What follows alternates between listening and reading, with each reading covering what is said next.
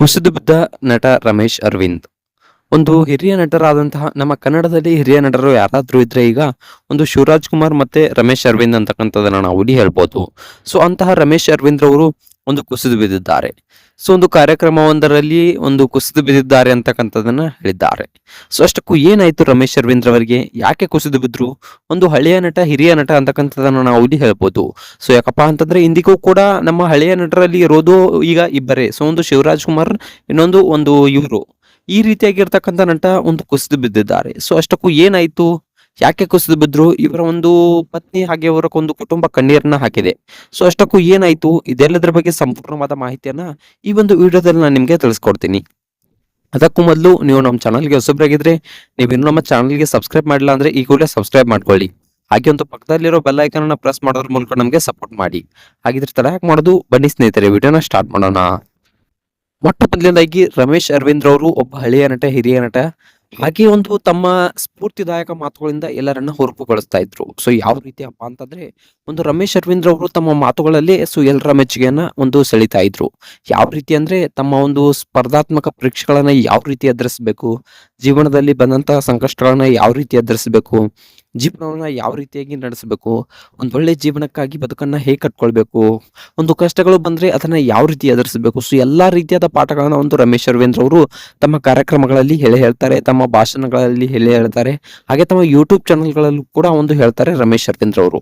ಇಂತಹ ರಮೇಶ್ ಅರವಿಂದ್ ಅವರು ಒಂದು ಕಾರ್ಯಕ್ರಮದಲ್ಲಿ ಹೋಗಿದ್ರು. ಸೊ ಅಲ್ಲಿ ಒಂದು ಡಿ.ಕೆ. ಶಿವಕುಮಾರ್ ಅವರು, ಹಾಗೆ ಇನ್ನಷ್ಟು ಹಿರಿಯ ಒಂದು ಅಧಿಕಾರಿಗಳು, ಹಾಗೆ ಕೆಲವೊಂದಿಷ್ಟು ಉಪನ್ಯಾಸಕರು ಕೂಡ ಒಂದು ಅಲ್ಲಿ ಆಗಮಿಸಿದ್ರು. ಹೌದು ಸ್ನೇಹಿತರೆ, ಸೊ ಒಂದು ಪ್ರೇರೇಪಿಸುವುದರಲ್ಲಿ ಅಂದ್ರೆ ವಿದ್ಯಾರ್ಥಿಗಳಲ್ಲಿ ಒಂದು ಹುರುಪನ್ನು ತುಂಬುವುದರಲ್ಲಿ ಆಗಿರಬಹುದು, ಜೀವನದಲ್ಲಿ ಒಂದು ಓದ್ಬೇಕು, ಯಾವ ರೀತಿಯಾಗಿ ಸಾಧನೆಯನ್ನ ಮಾಡಬೇಕು, ಇಂತಹ ಮಾತುಗಳನ್ನ ರಮೇಶ್ ಅರವಿಂದ್ ಅವರು ತುಂಬಾ ಚೆನ್ನಾಗಿ ಹೇಳ್ತಾರೆ.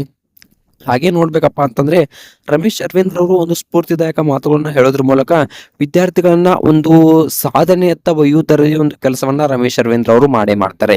ಸೊ ಒಬ್ಬ ಒಳ್ಳೆಯ ನಟ ಹೇಗೂ, ಹಾಗೆ ಒಳ್ಳೆಯ ಒಂದು ಸ್ಫೂರ್ತಿದಾಯಕ ಒಬ್ಬ ಗುರು ಅಂತಕ್ಕಂಥದ್ದನ್ನ ನಾವು ಇಲ್ಲಿ ರಮೇಶ್ ಅರವಿಂದ್ ಅವರ ಬಗ್ಗೆ ಹೇಳ್ಬೋದು. ಸೊ ಇನ್ನು ನೋಡ್ಬೇಕಪ್ಪ ಅಂತಂದ್ರೆ, ಒಂದು ನಡೆದ ಕಾರ್ಯಕ್ರಮದಲ್ಲಿ ರಮೇಶ್ ಅರವಿಂದ್ ಅವರು ಭಾಗಿಯಾಗಿದ್ರು. ಹಾಗೆ ಈ ಕಡೆ ನೋಡ್ಬೇಕಪ್ಪ ಅಂತಂದ್ರೆ, ಒಂದು ಡಿ.ಕೆ. ಶಿವಕುಮಾರ್ ಅವರು ಕೂಡ ಭಾಗಿಯಾಗಿದ್ರು. ಹಾಗೆ ಇನ್ನೆಷ್ಟು ಅತಿಥಿಗಳು ಕೂಡ ಭಾಗವಹಿಸಿದ್ರು. ಅವಾಗ ಡಿ.ಕೆ. ಶಿವಕುಮಾರ್ ಅವರು ಕೆಲವೊಂದಿಷ್ಟು ಮಾತುಗಳನ್ನ ಹೇಳ್ತಾರೆ. ಹಾಗೆ ಒಂದಿಷ್ಟು ಸಮಾಜಮುಖಿ ಕಾರ್ಯಗಳ ಬಗ್ಗೆನೂ ಕೂಡ ಹೇಳ್ತಾರೆ ಡಿ.ಕೆ. ಶಿವಕುಮಾರ್ ಅವರು. ಇನ್ನು ನೋಡ್ಬೇಕಪ್ಪ ಅಂತಂದ್ರೆ, ನಾನು ಹೆಚ್ಚಿಗೆ ಮಾತನಾಡೋದು ಬೇಡ, ಯಾಕಪ್ಪ ಅಂತಂದ್ರೆ ಒಂದು ರಮೇಶ್ ಅರವಿಂದ್ ಅವರು ಬಂದಿದ್ದಾರೆ, ತುಂಬಾ ಚೆನ್ನಾಗಿ ಒಂದು ಮಾತನಾಡ್ತಾರೆ. ಸೊ ಅವರ ಸ್ಫೂರ್ತಿದಾಯಕ ಮಾತುಗಳನ್ನ ಕೇಳೋಕೆ ನೀವೆಲ್ಲರೂ ಕೂಡ ಕಾದು ಕೂತಿದ್ದೀರಾ. ಆದಷ್ಟು ಬೇಗ ಅವರು ಮಾತನಾಡ್ಲಿ. ಸೊ ಸಾಕು, ನಮ್ಮ ಮಾತೇನು ರಾಜಕಾರಣಿಗಳ ಮಾತು. ಸೊ ಅಂತ ಸ್ಫೂರ್ತಿದಾಯಕ ಮಾತುಗಳನ್ನ ಕೇಳಿ ಅನ್ನೋ ಮುಖಾಂತರ ಒಂದು ವೇದಿಕೆಯನ್ನ ಇವರಿಗೆ ಬಿಟ್ಟುಕೊಡ್ತಾರೆ. ಸೊ ಯಾರಿಗಪ್ಪ ಅಂತಂದ್ರೆ ರಮೇಶ್ ಅರವಿಂದ್ ಅವರಿಗೆ ಬಿಟ್ಟು ಕೊಡ್ತಾರೆ. ಅದಾದ ಮೇಲೆ ಏನಾಗತ್ತೆಪ್ಪ ಅಂತಂದ್ರೆ, ರಮೇಶ್ ಅರವಿಂದ್ ಅವರು ಒಂದು ಮಾತುಗಳನ್ನ ಆಡೋಕೆ ಸ್ಟಾರ್ಟ್ ಮಾಡ್ತಾರೆ. ಜೀವನದಲ್ಲಿ ಯಾವ ರೀತಿಯಾಗಿ ಇರಬೇಕು, ಯಾವ ರೀತಿಯಾಗಿ ಬದುಕಬೇಕು, ಸೊ ಒಂದು ಸಾಧನೆಯನ್ನ ಯಾವ ರೀತಿಯಾಗಿ ಮಾಡಬೇಕು, ಸಾಧನೆಯನ್ನ ಯಾವ ರೀತಿಯಾಗಿ ಬೆನ್ನು ಹತ್ತಬೇಕು, ಸೊ ಇದೆಲ್ಲದರ ಬಗ್ಗೆ ಸಂಪೂರ್ಣವಾದ ಮಾಹಿತಿಯನ್ನ ವಿದ್ಯಾರ್ಥಿಗಳಿಗೆ ಒಂದು ಹೇಳೋಕೆ ರಮೇಶ್ ಅರವಿಂದ್ ಅವರು ಸ್ಟಾರ್ಟ್ ಮಾಡ್ತಾರೆ. ಅದಾದ ಮೇಲೆ ರಮೇಶ್ ಅರವಿಂದ್ ಅವರು ಕೆಲವೊಂದಿಷ್ಟು ಮಾತುಗಳನ್ನು ಹೇಳ್ತಾ ಹೇಳ್ತಾ ಹೇಳ್ತಾ ಮುಂದೆ ಹೋದಂತೆ ಜೀವನದಲ್ಲಿ ಕುಸಿದು ಬಿದ್ದಿದ್ದರ ಬಗ್ಗೆ ಮಾತನಾಡ್ತಾರೆ. ಹೌದು ಸ್ನೇಹಿತರೆ, ನಾನು ಜೀವನದಲ್ಲಿ ತುಂಬಾ ಕುಸಿದು ಬಿದ್ದಿದ್ದೆ. ಯಾವ ರೀತಿ ಅಂದ್ರೆ, ನನಗೆ ಜೀವನವೇ ಬೇಸರವಾಗಿಬಿಟ್ಟಿತ್ತು. ಸೊ ನನ್ನ ಹೆಂಡತಿ, ಮಕ್ಕಳು, ಸೊ ಎಲ್ಲರೂ ಕೂಡ ಕಣ್ಣೀರನ್ನ ಹಾಕಿದ್ರು. ನಮ್ಮ ತಂದೆ ತಾಯಿ, ನಮ್ಮ ಫ್ಯಾಮಿಲಿ ಕೂಡ ಪೂರ್ತಿ ಕಣ್ಣೀರನ್ನ ಹಾಕಿತ್ತು. ಸೊ ಆ ಸಮಯದಲ್ಲಿ ನಾನು ತುಂಬಾ ಕುಸಿದು ಬಿದ್ದಿದ್ದೆ. ಆದ್ರೆ ನಾನು ಯಾವುದೇ ರೀತಿಯಾಗಿ ತಲೆ ಕೆಡಿಸ್ಕೊಳ್ಳಿಲ್ಲ. ಸೊ ಒಂದು ಕುಸಿದು ಬಿದ್ದರೂ ಕೂಡ ಮತ್ತೆ ಎದ್ದು ನಿಂತು ಸೊ ಮತ್ತೆ ಸಾಧನೆಯತ್ತ ಗಮನವನ್ನ ಹರಿಸಿದೆ.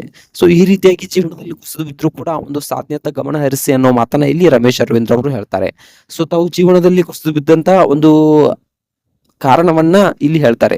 ಸೊ ಯಾಕಪ್ಪ ಅಂತಂದ್ರೆ, ತಾವು ಫೇಲ್ಯೂರ್ ಆಗಿರೋದಕ್ಕೆ ಒಂದು ಕುಸಿದು ಬಿದ್ದಿದ್ದೇನೆ. ಸೊ ಅದಕ್ಕೆ ಮತ್ತೆ ಎದ್ದು ನಿಂತು ಒಂದು ಸಾಧನೆಯನ್ನ ಮಾಡಿದ್ದೇನೆ. ನಮ್ಮ ಫ್ಯಾಮಿಲಿ ಕೂಡ ಕಣ್ಣೀರನ್ನ ಹಾಕಿತ್ತು ಅದಕ್ಕೆ ಅನ್ನೋ ಮಾತನ್ನ ರಮೇಶ್ ಅರವಿಂದ್ ಅವರು ಈ ಒಂದು ಕಾರ್ಯಕ್ರಮದಲ್ಲಿ ಹೇಳ್ತಾರೆ. ಸೊ ಈ ಒಂದು ರಮೇಶ್ ಅರವಿಂದ್ ಅವರ ಈ ಒಂದು ಸಾಧನೆ ಬಗ್ಗೆ ನಿಮ್ಗೆ ಏನಿಸುತ್ತೆ ಅನ್ನೋದನ್ನ ಕಮೆಂಟ್ ಮಾಡಿ.